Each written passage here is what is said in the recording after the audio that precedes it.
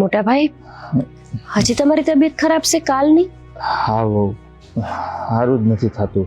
બહુ કરી તો પછી દવા લીધી કે નહીં? દવા આ લોકો બહાર જવા દે તો દવા લઉં ને. હા તો પણ મને કહેવાય ને, હું તમને દવા લઈ આવી દેત. અને થાય છે હું તમને? એ ઉધરસ શરદી છાતીમાં બળે છે, પાણી પીવું ને તોય અંદર નથી ઉતરતું. જોવો જી, આમાં તમે વિધિ કરાવવા ગયા તો તમને શું ફાયદો થઈ ગયો? મારે તો મન જ નહોતું. તમે જાણો છો ને, પરાણે મને હાથ થોભીને લઈ ગયા નાના છોકરાની જેમ. આમ હાસું કહું, હવે તો મને એવું લાગવા માંડ્યું છે કે મારી ઉપર હાસે ને હાડા હાથી જ હાલે છે. મોટા ભાઈ, હવે તમે આવી રીતે હિંમત હારી જાઓ તો કેમ ભેગું થાય? અત્યાર લગન તો ઈ લોકો ખાલી કહેતા હતા, હવે તમે હોત આવી વાતો કરો છો. એવું કાંઈ ન હોય. હું કરું તો બોલો? કહું હું કરો? જો તમે મારું માનો તો કહું. આ ઘરમાં તમે એક જ એવા વ્યક્તિ છો જે સમજદારીની વાત કરો છો. કયો માનવા જેવી હશે તો માનશું. માનવા જેવી જ છે, અને તમારે એકને જ નહીં, હું તો કહું છું આ ઘરમાં હંધાઈને માનવા જેવી વાત છે. જો મોટા ભાઈ, એવું તો નહીં હોય ને કે મારા બાપુના જીવનમાં કે મારા બાના જીવનમાં કોઈ દી હાડાહાથીની પનોતી નહીં આવી હોય. એમના જીવનમાં આવી હશે, પણ ખબર છે મારા બા બાપુ અને મારા પિયરમાં હંધાઈ તરી કેવી રીતે ગયા? એ તો કેમ ખબર પડે? તમે કયો ત્યારે ખબર પડશે ને. અમારી કુળદેવીના લીધે. જેમ આપણા ઘરે કુળદેવી છે ને, એમ એમના ઘરે કુળદેવી છે. ફરક એટલો છે કે આપણા મઢમાં ધૂળ ચડેલી છે અને અમારા ઘરમાં અમારા દીવાથી અજવાળું થયેલું છે.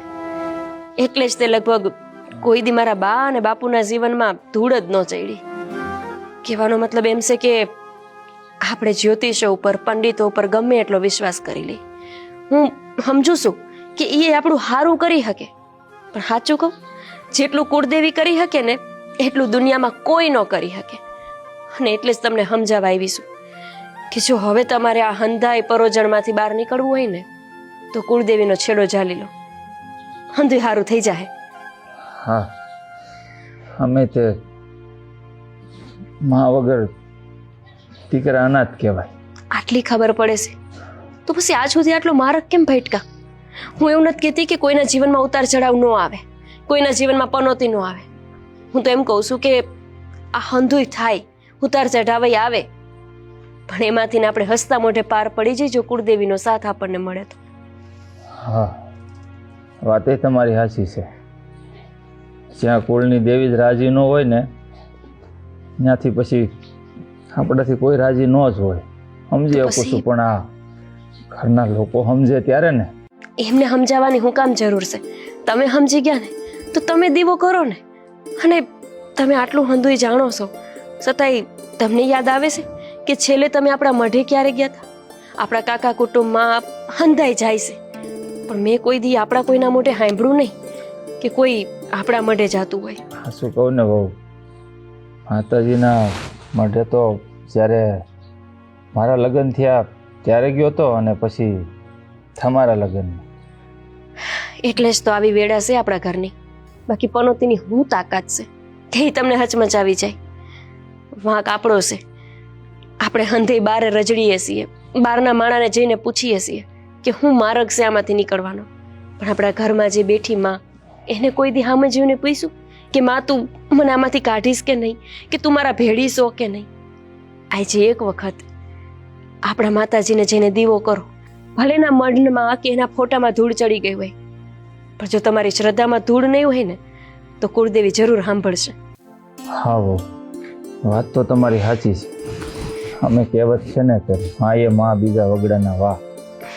માં છે ને એ દીકરાનું દુઃખ જોઈ ન શકે. પણ એ જ માનો જો શેડો મૂકીએ ને તો આપણે વગડે રખડતા થઈ જાવી. અને સાચું કહું તો આપણા ઘરમાં હંધાઈ અત્યારે વગડે રજડતા હોય ને એવું જ લાગે છે. હંધાઈ વનના થઈને જીવીએ છીએ. હવે એ હંધી વાત છોડો, અત્યારે જ તમે ઊભા થાવ અને માતાજીનો દીવો કરો. હા, અમે તે ધર્મના કામમાં ઢીલ ન હોય. માને સ્મરણ કરવાનું હોય ને તો કોઈને પૂછવાય ન જવાનું હોય. હાલો.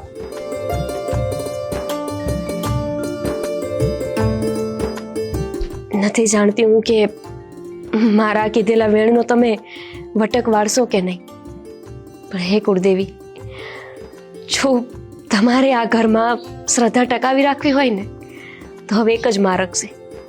મારા જેઠ તમારો દીવો કરે ને ત્યારથી ખાલી મઢમાં જ નહીં આખા ઘરમાં અજવાળું કરજો, એટલે એમ નહીં સમજાય કે દુનિયાના દાક્તર હંધાઈ પાસા પડે જ્યારે કુળદેવી હારે હોય.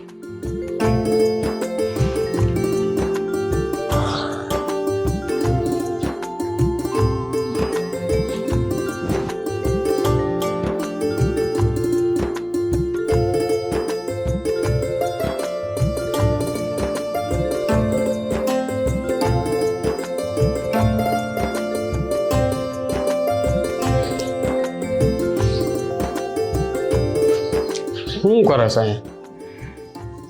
મોટા ભાઈને જોઉં છું. હવે મોટા ભાઈને તારે શું જોવાના હોય? તારે તો જી હોય જોવું ને જોવું, બસ, બીજું તો કાંઈ નહીં. આમથી નથી જોતી કાંઈ, કંઈક કારણ છે ને એટલે જોઉં છું. તારા ઓમે કોઈ દી કારણ મને આજે નથી સમજાણા ને કોઈ દી સમજાવાના નથી.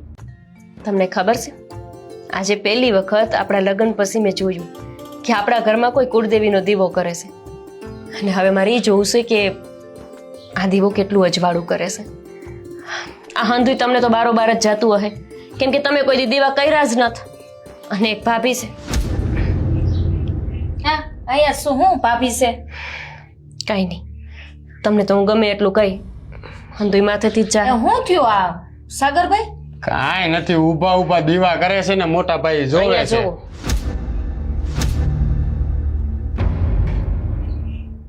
લે, સમજાણું કઈ? હા સમજાણું, પણ તું અહીં હું જોતી જોતી દાંત કાઢતી હતી? દાંત તો કાઢું ને, આનંદ આવે છે મને કે પહેલી વખત આપણા ઘરે માતાજીનો દીવો થાય છે. હું તો એ વિચારું છું કે જે માં આટલા વર્ષોથી રાહ જોતી હશે દીવાની, એ કેટલી રાજી હશે જો હું આટલી રાજી છું તો. હા, તું આટલી રાજી છો, માં રાજી થાય. આ તારા જેઠને તે જ કીધું હોય છે ને કુળદેવીનો દીવો કરવાનો, બાકી તો એ કોઈ દી કરતા નથી. આ તું ઊંધા ભાઠે હું કામ સડાવે છે? ભાભી, તમે જ મને એક વાત કહો, હું તમે તમારા પિયર જાઓ તો તમારા બા રાજી ન થાય? થાય ને. એવી જ રીતે જો આપણે આપણી કુળની દેવીનો દીવો કરીએ ને તો આપણી કુળની દેવી રાજી થાય. હે ભગવાન, તને આ કેમ સમજાવું ગોપી? હા, જે હાલે છે એ હાલવા દે ને મારા બાપ. તું તને આની પહેલા કીધું કે આડો પગ તું કઈરમાં. હા, હવે કુળદેવી કઈ કરી દેવાની છે? જો કુળદેવી આપણી રક્ષણ કરતી જ હોય અને ઈ કામ પાર કરતા હોય તો આ તારા જેઠની નોકરી નો જાય, એને ટાંટિયો નો ભાંગ્યો હોય, આ ઓલું શું કહેવાય પાકીટ સોરાણું નો હોય, ઈ થાય કઈ કામ? કા તમે કોઈ દી માતાજીને યાદ કર્યા છે? તમે કોઈ દી માતાજીને દીવો ધરીને કીધું છે કે માં તું અમને આ પનોતીમાંથી પાર પાડ? જો તમે એને યાદ કર્યા જ નથી તો એ કેવી રીતે તમને પાર પાડે? અરે પણ આ બધું જે કર્યું હતું ને એમાં બધું થઈ જવાનું હતું. આ વરી તે જૂની મૂકીને નવી આદરી છે. હા, એક કામ હું સારું કરવા જાઉં છું ને, હા એની ઉપર બેઠી બેઠી છે ને પાણી ઢોર કરે છે. એદી આયા કીધું તું તને કે ભાઈ તારે છે ને સલાહ સૂચન ન દેવી, જે હાલે ને હાલવા દે. આ તો બસ એને એમ કે હું જ કાંઈક છું. આપણા ઘરમાં તાંત્રિક પાસે જવાની છૂટી, જ્યોતિષ પંડિત પાસે જવાની છૂટી, ભુવા ભરાડા પાસે જવાની છૂટી, પણ આપણી કુળની દેવી પાસે કોઈ જાય તો તમને લોકોને વાંધો હશે? તમે જીવનમાં કોઈ દી પાર નહીં પડો. અરે ઈ છે ને જે ઓલો હતો ને ઈ બધો જાણકાર હોય, તું કઈ જાણકાર નથી, સલાહ દે છો. મને એટલી તો જાણકારી છે કે જો આપણા ઘરે બેઠી હોય એને દીવો ન ધરો અને બહારના માણાને જઈને પૂજો ને તો કોઈ દી તમે જીવનમાં ઉદ્ધાર ન કરી શકો. અને એવી જ રીતે કહેવાય છે ને કે ઉમરાવાળીને પૂજાય, ડુંગરાવાળીને ન પૂજો ને તોય હાલે, પણ આપણા ઘરમાં ઉમરાવાળી નથી અને તમારા મનમાં તો ડુંગરાવાળી નથી. હા, તારા મનમાં રાખ ને. આ તમારી બાયડીને કઈક સમજાવો ને. હા, જ્યાં હોય ત્યાં વસે ઉઈપી જ હોય. આ માન હવે તમારા ભાઈને સારું કરવાનું કરું છું. અરે મને ખબર છે, હું સારું કરવાનું જ કરું છું, પણ આ જઅહીંયા હોય ને તે વસમાં કાંઈક કાંઈક નવીન નવીન છે ને કેદારા કાઢ્યા જ રાખે છે. મને તો ઈ વિચાર થાય છે. તમારા બાયડીને સમજાવી દેજો. હા, એ તો હું એને મારી રીતે સમજાવી દઈ, તમે બહુ એને ઓલું ન કરતા. અને આને છે ને બધું કોઈ ઓલું આમ થાય ને તેમ થાય ને ભાઈ જે લખ્યું હોય છે એ થાય. કોઈ વાત માનવા તૈયાર નથી. ઈ કે ને એમ જ આપણે કરવાનું. તમને ખબર નથી પડતી, બોલો. અમે તો હાવ ઝીણકા, તમને ખબર નથી પડતી. ખબર એને જ પડે છે વાંકી. આવા છે બધા આમાં. મહેન્દ્ર, ઓ મહેન્દ્ર, લે મોહિતભાઈ, આવો આવો. કેમ છે? જય શ્રી કૃષ્ણ. આવો ને અંદર આવો. ના ના, અંદર નથી આવવું. અત્યારે તો જવું હોય, કામ ઉપર જવું હોય ને મોડું થાય. હા, કેમ પણ તો કામ ઉપર જવાનું મોડું થાય ને અહીંયા મારી ડેલી એ ધક્કો થયો તમારે. મેં કીધું મહેન્દ્રની ચા પીતો જાવ. હા ચાલો ને ચા પીવડાવું એમાં હું ભલામણા મૂંઝાઈ ગયા. આપણે તો જૂનો સંબંધ છે, એમ થોડો હું ભૂલી જાઉં કઈ. અરે નોકરી કરતા. હું એના માટે જ આવ્યો હતો. હવે એમાં થયું છે એવું કે આપણા રસિકભાઈ હે ને શેઠ, હા હમણાં 2-3 દી થયા થોડુંક ઓલા રાકેશને રાખ્યો હતો, તો કામમાં એને મજા નથી આવતી. અને કંઈક 50-60 હજારના કાગળિયા બધા ઓલા હતા ને મશીનમાં આપણે હા હા બધા બગાડી નાખ્યા. એટલે તો કાલ રાતે અમે બેઠા હતા, હું ને રસિકભાઈ ને બધા. રસિકભાઈએ બધી મને વાત કરી, મને કે મહેન્દ્રભાઈ ની જઈ આવજો અને એને કહેજો કે ભાઈ પાછું નોકરી ચાલુ કરવું હોય. હું વાત કરો છો તમે? હા અરે એની નોકરી મને પાછી મળતી હોય તો આ તો હું તો વાટ જોઈને જ બેઠો હતો. એમ માનો કે સોનામાં સુગંધ ભળી જાય. આ એવું કામ થાય મારી જિંદગીમાં. આ 1.5 વર્ષથી ત્યાં નોકરી છોડીને ત્યાર પછીનો ઘરની બહાર નીકળ્યો નથી. સાચું કહું મોહિતભાઈ? એ વાતે આજે ખબર નહીં. રસિકભાઈ કાલ રાતે હું થઈ ગયું ઈ કે મહેન્દ્ર મેં કીધું જ્યાં સુધી કંપનીમાં હતો ત્યાં સુધી કામ બધું જોરદાર થતું, પણ હવે આ તમે મેં કીધું અચાનક આવું ડિસિઝન લઈ લીધું. વાત સાચી છે મોહિતભાઈ તમારી. રસિકભાઈ આવો નિર્ણય હું કામ લીધો એ તમને કદાચ ખબર નહીં હોય, પણ મને ખબર પડી ગઈ છે કે એમણે આવો નિર્ણય હું કામ લીધો. શું કામ? નહીં તો અંગત બાબત છે. અચ્છા, ક્યારેક મોકો મળશે ને તો તમને જરૂર જણાવીશ. એ વાત સાચી, પણ મેં કીધું આ તો હું અહીંથી નીકળું તો તને જાણ કરી દઉં એમ. નહીં તમે આવ્યા છો તો તમે છે ને આમ માનો તો ભગવાન બનીને મારા માટે આવ્યા છો તો મિત્ર, પણ તમે ચા પીવા જ આવ્યા હતા તો ના ચાલો. ચા નથી પીવું. અહીંયા કારીગર બધા એમને મારી રાહ જોઈને બેઠા છે. ક્યાંથી કાલથી જોઈન કરતા? ખાલથી. હા, અને તમે એમ કયો કારીગર વાટે બેઠા છે. હજી એક ખુશખબરી દેતા ભૂલી. હા પણ એ તારી ચા તારે બધી કંપનીએ પાવી પડશે. હા કઈ વાંધો નહીં. આ વખતે રસિકભાઈ કીધું એ તારો પગાર હતો ને એમાં 10% વધારો કરાય. વાહ શું વાત છે. હું નીકળું. ચા નથી પીવી એમ ને? એ હવે તારી કંપનીએ ચા હું પીશ. સારું વાત. સાચું કહેતા હતા ગોપીઓ તો. ઉંબરાની દેવીને પૂંજો ને તો ડુંગરે જવાની જરૂર નથી. સાંભળી લીધું. પપ્પુ, હા તમાકુ બનાવો છો? ના બોલ ને. ખાઈ લો, મારે ખુશખબરી દેવીશ તમને. હા તો બોલ. હા પણ આમ ખુશખબરી દેવા આવ્યો છું. કોઈ ગામમાં મરી નથી ગયું. પણ આમ વાત કર્યા વગરનો આમ લાભ શીખાય એવું મોટું કરે છો. મને મારી નોકરી પાછી મળી ગઈ એની. પાછી મળી ગઈ? હા, અને બીજી ખુશીની વાત એ છે કે 10% પગારમાં વધારો આવ્યો. એનો મતલબ એ થયો કે પનોતી ગઈ. હા, જેમ માનો એમ, પણ હા વાત સાચી છે. હા હું એ બધાય પનોતી ગઈ એમ કે છે. નહોતી ગઈ. મોટા ભાઈ, ઓલા ₹1,00,000 તમે વિધિને આપ્યા હતા ને એ પૈસા પાછા આવી ગયા. હું વાત કરો છો? હા, અને જે છોકરાને મેં ફોન કર્યો હતો એનો મને ફોન આવ્યો કે મેં છે ને તમારા ખાતામાં પૈસા નાખી દીધા છે. હા તો ખબર નહીં કેમ એવું કર્યું એને. પાછા આવી ગયા? હા શું કેસ? એ તો પનોતી ગઈ એટલે બધું પાછું આવી જાય. હોતી ગઈ એવું તમે બોલો છો? હા બાપુ, હવે તો પાછા વળો. આ પનોતી કરીને જ ઘરમાં પનોતી ઊભી કરી હતી આપણે બધાએ. હા, જ્યાં જવાની જરૂર હતી ને ત્યાં આપણે એકેય નહોતા જતા અને ઊંધી જગ્યાએ દોડતા હતા. આ ગોપીઓ હાસુ જ કહેતા હતા આ મંદિરિયામાં બેઠી હોય ને એને પૂંજવાની જરૂર હતી. આ ભૂત ભવાને દાખલા કરવાની જરૂર નહોતી. હા બેટા, હા ગોપીઓ, મને પણ એ વાત સમજાણી. કારણ કે માતાજીએ આજે જ મને સંકેત આપ્યો કે તું જે રસ્તે દોડે છો ને એ રસ્તો ખોટો છે. તારા ઘરમાં જ હું સાક્ષાત બિરાજું છું. તો જો તું નહીં માન ને તો તારા ઉપર આજથી ને વિઘ્ન ચાલુ થશે. એટલે જો મને સવારમાં જ છાકું વાગી અને મેં સમજી લીધું કે આ માતાજીનો ચમત્કાર છે અને કુળદેવી વિના કોઈનો ઉદ્ધાર નથી. આવું તમે બોલો છો? જે કોઈ દી મારી વાતની હામાં હા ન કરે અને સાચી વાત હોય તો હાની ના કરે, માણસ પોતે એવું બોલે છે કે કુળદેવીનો ચમત્કાર છે. હા બેટા, આ મેં નજરો નજર એનો પડછો જોયો અને મને એવો ભાસ થયો કે કોઈક બોલતું હોય ને કે હવે તું પાછો વળી જા, નહીંતર તારા ઉપર વિઘ્ન આવશે. સારું કર્યું બાપુ, તમને ચમત્કાર દેખાડ્યો. કારણ કે આ કળિયુગમાં ચમત્કાર વગર કોઈ નમસ્કાર કરતું જ નથી. અને કાગડાના મોઢામાં ક્યારે રામનું નામ સંભળાય? હે હશે હવે બેટા, માણસ છે, ભૂલ થઈ જાય, સાચું ન દેખાય ત્યાં સુધી માણસ અવળા રસ્તે જ ચાલે. આ બાપુજીએ હાસી વાત કરી. હા ગોપી, હા તું હાસી હતી હો. આ તો હું તો ખોટી બધી વેમમાં પોરવાઈ ગઈ હતી. આ હાડા હાથી પોનોતી નડે ને આ છે ને તે છે ને.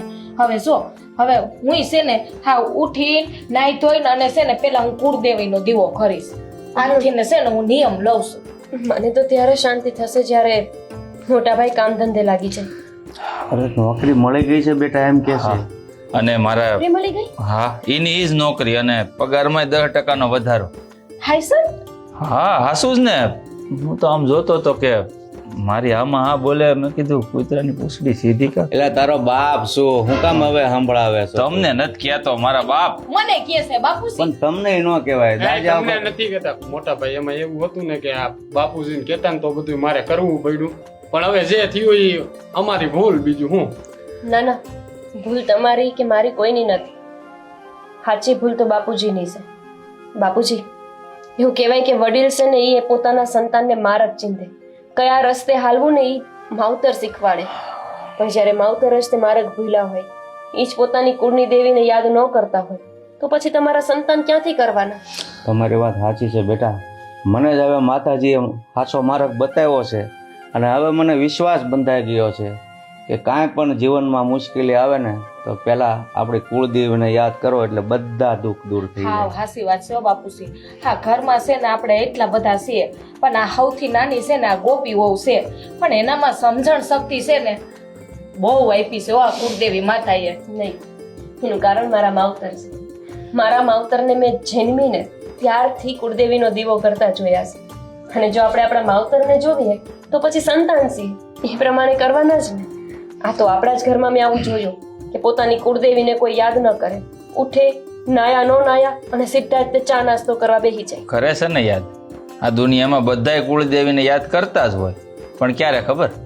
પોતાના પરિવાર ઉપર, પોતાના ઉપર તકલીફો આવે ને ત્યારે ભૂલી જાય છે બધા કે માં છે ને એ કાયમ માટે માં જ હોય.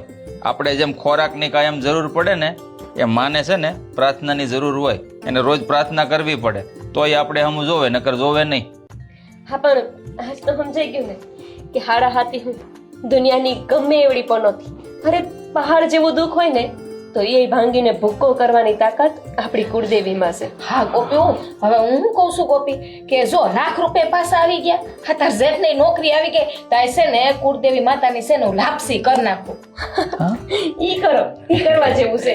અને છે ને હું જેને છે ને હા નિવેદ ધરીને અને કુળદેવી માતાનો છે ને દીવો કરી લઉં અને માફી માંગી લઉં.